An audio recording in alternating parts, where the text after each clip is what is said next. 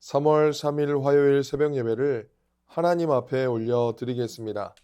오늘 우리에게 주신 하나님의 말씀은 요한복음 9장 24절에서 41절까지 말씀입니다.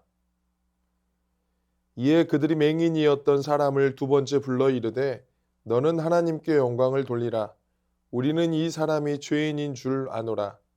대답하되 그가 죄인인지 내가 알지 못하나 한 가지 아는 것은 내가 맹인으로 있다가 지금 보는 그것이니이다.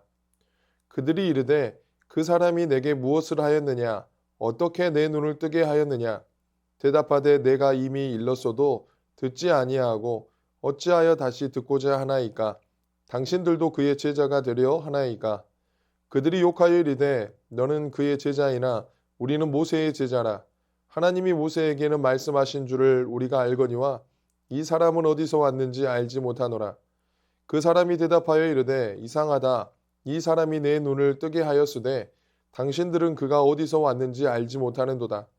하나님이 죄인의 말을 듣지 아니하시고 경건하여 그의 뜻대로 행하는 자의 말은 들으시는 줄을 우리가 아나이다. 창세 이후로 맹인으로 난 자의 눈을 뜨게 하였다 함을 듣지 못하였으니 이 사람이 하나님께로부터 오지 아니하였으면 아무 일도 할 수 없으리이다. 그들이 대답하여 이르되 내가 온전히 죄 가운데서 나서 우리를 가르치느냐 하고 이에 쫓아내어 보내니라.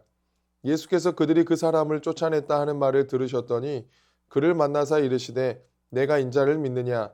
대답하여 이르되 주여 그가 누구시오니이까 내가 믿고자 하나이다. 예수께서 이르시되 내가 그를 보았거니와 지금 너와 말하는 자가 그이니라. 이르되 주여 내가 믿나이다 하고 절하는지라. 예수께서 이르시되 내가 심판하러 이 세상에 왔으니 보지 못하는 자들은 보게 하고 보는 자들은 맹인이 되게 하려 함이라 하시니 바리새인 중에 예수와 함께 있던 자들이 이 말씀을 듣고 이르되 우리도 맹인인가? 예수께서 이르시되 너희가 맹인이 되었더라면 죄가 없으려니와 본다고 하니 너희 죄가 그대로 있느니라. 아멘. 요한복음 9장 17절을 보면 소경되었던 사람이 바리새인들에게 호출을 당하여 그들 앞에 서서는 어떻게 그리고 누구에 의해 눈을 뜨게 되었으며 그가 누구라고 생각하는지에 대해 집중적으로 질문을 받는 장면이 나옵니다.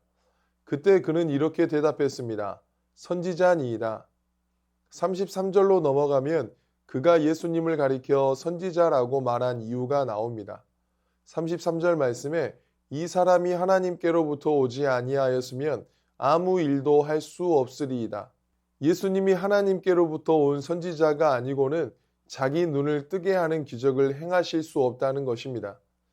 선지자는 유대 나라에서 하나님이 말씀을 전하시려고 친히 세우신 영적 지도자를 가리킵니다. 소경되었던 사람은 이제 예수님을 그런 선지자들 중에 하나로 보는 것입니다. 35절을 보면 소경되었던 사람이 예수님을 다시 만나는 장면이 나옵니다. 그때 예수님은 그를 보시고 대뜸 질문을 던지셨습니다. 예수께서 그들이 그 사람을 쫓아냈다 하는 말을 들으셨더니 그를 만나사 이르시되 내가 인자를 믿느냐.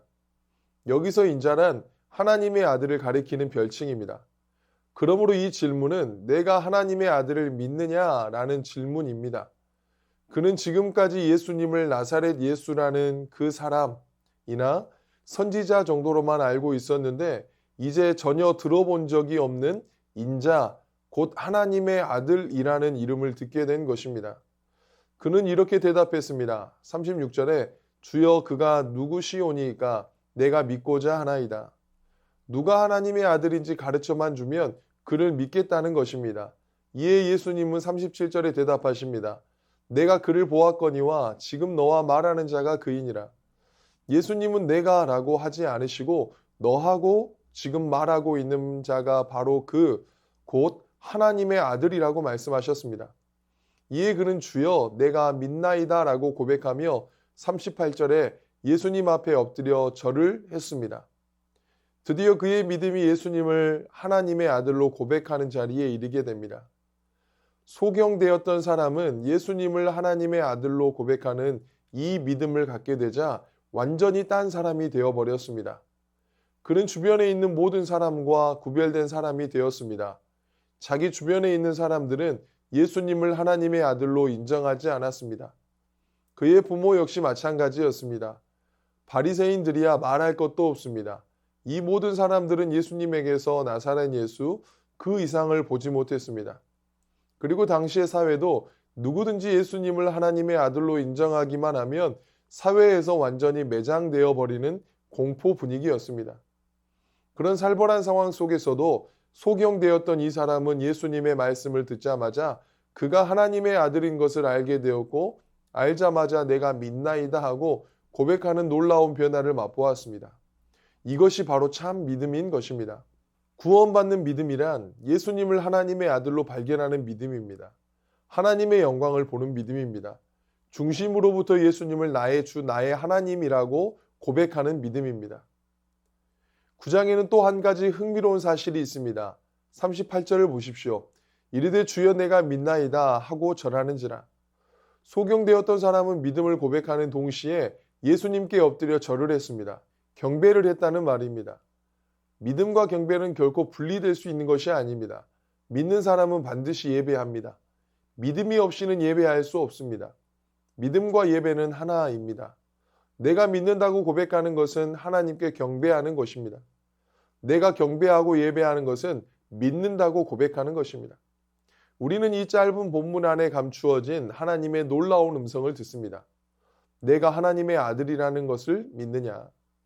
엎드려 절하라. 진실로 믿으면 너는 절하게 될 것이다. 내가 눈을 열어 하나님의 영광을 보았느냐? 보았다면 반드시 너는 엎드려 경배할 것이다. 어떤 이는 소경되었던 사람이 엎드려 절했다는 사실을 대수롭지 않게 여길지도 모릅니다.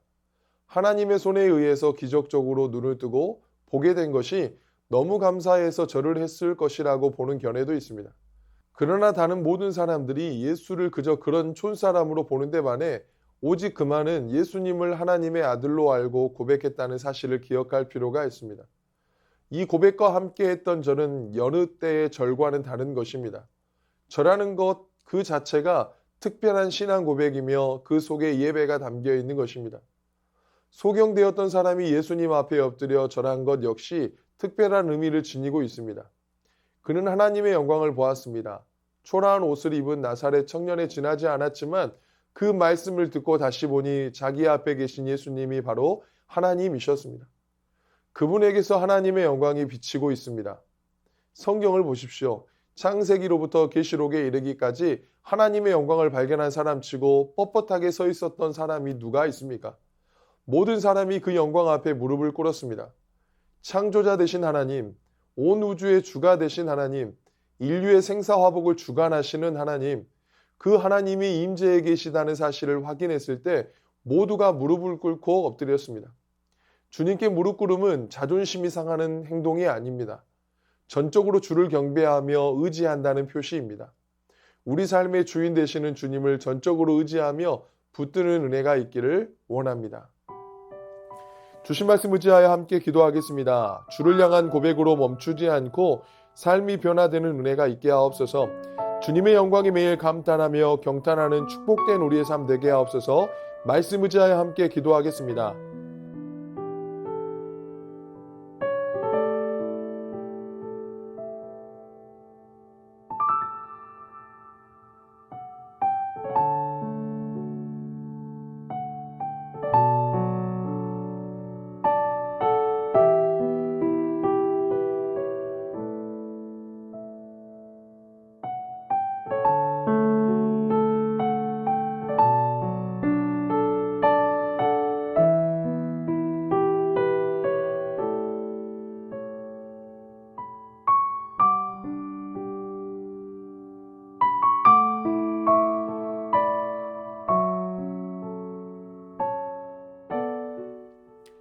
나라와 열방을 위해서 기도하겠습니다.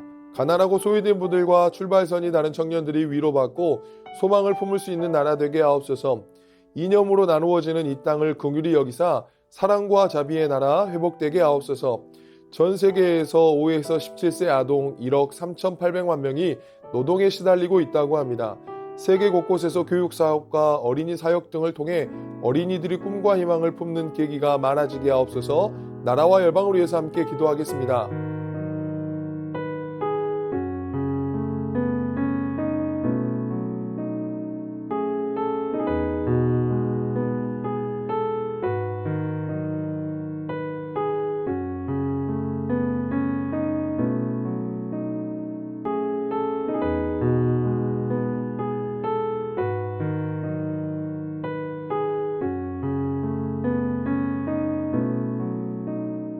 교회를 위해서 기도하겠습니다. 인생의 흉년은 우리를 빚어가기 원하시는 하나님의 뜻임을 알고 말씀 붙들고 살아가게 하옵소서. 국내 선교를 통하여 지역 주민들의 필요한 손길이 채워지고 금장교회에 귀한 도움이 되게 하옵소서. 담임 목사님 성령의 충만함을 더하여 주시옵고 가정 가운데 늘 평강으로 함께하여 주시옵소서. 교회를 위해서 함께 기도하겠습니다.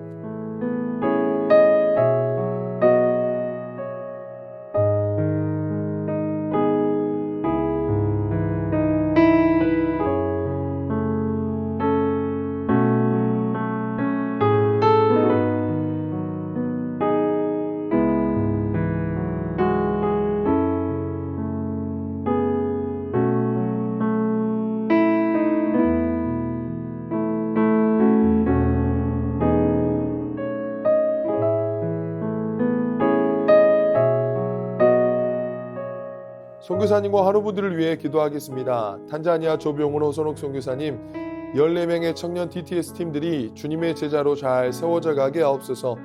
우기철의 학교차 운행에 안전으로 지켜주시고 학교 아이들의 믿음이 성장해 가게 하옵소서.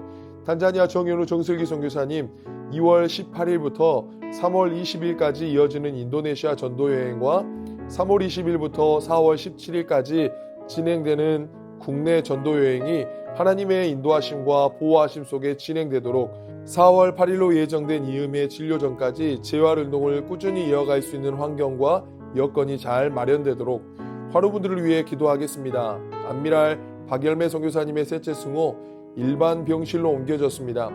폐에 있는 가래가 잘 빠져나올 수 있도록 도우시고 수술 부위가 잘 아물고 심장도 제 기능을 다하여 온몸이 더욱 강해지고 온전히 회복되게 하옵소서. 박가순 권사님, 원바람이 유방암으로 확인되어 오는 3일부터 화순 전남대병원에서 항암 치료가 시작됩니다. 모든 치료 과정이 순조롭게 진행되게 하시고 주님의 치유하시는 손길로 권사님의 건강이 온전히 회복되게 하옵소서. 박준석 집사님의 모친 김옥순 권사님, 백혈병으로 투병 중입니다. 주님의 특별한 보살핌 속에서 육체의 통증이 잦아들게 하시고 마음의 평강을 얻게 하옵소서. 주님의 능력으로 다시 일어설 새 힘을 얻게 하옵소서. 양금숙 집사님, 췌장암이 재발하여 항암을 시작하셨습니다. 잘 견디고 이겨내도록 도우시고 항암을 통해 깨끗하게 치료되게 하옵소서. 조종순 권사님의 남편 백형호님, 뇌출혈 후유증으로 식사를 하지 못하고 균형을 잡지 못합니다. 손상된 신경과 기능을 회복시켜 건강을 속히 되찾게 하옵소서. 박세은 집사님, 유방암 발병 이후 뼈로 전이 된 상황 가운데 있습니다.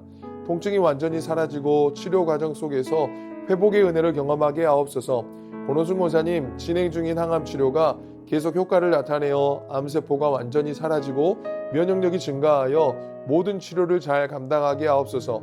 노성민 형제님, 크론병으로 8주에 한 번 주사제 치료를 하고 있습니다. 부작용이 생기지 않도록 보호하여 주시고 소장의 모든 염증이 사라지게 하옵소서.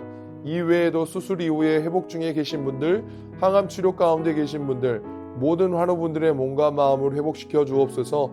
선교사님과 환우분들을 위해 기도한 후 자유롭게 기도하시겠습니다.